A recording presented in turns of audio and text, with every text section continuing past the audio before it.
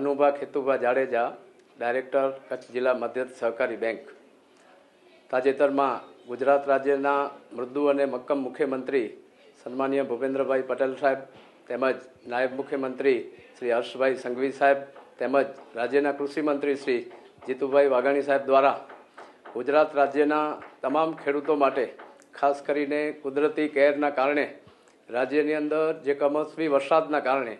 જે ખેડૂતોને પારાની ખાસ કરીને જે નુકસાની થઈ છે એ નુકસાનીને પહોંચી વળવા માટે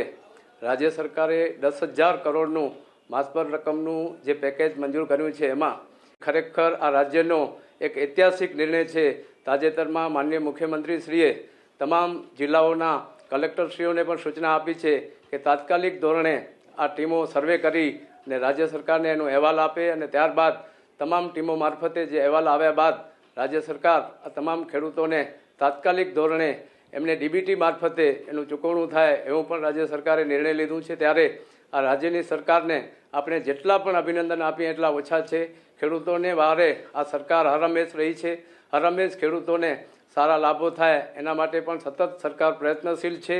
જ્યારે કમોસમી વરસાદ થયું હોય ત્યારે ખેડૂતોને ખડા પગે ઊભા રહીને પારાવાર એમની નુકસાનીને પહોંચી વળવા માટે રાજ્ય સરકારે જે નિર્ણય લીધું છે ત્યારે આજે હું એમને રાજ્ય સરકારની સમગ્ર ટીમને ખૂબ ખૂબ અભિનંદન આપું છું।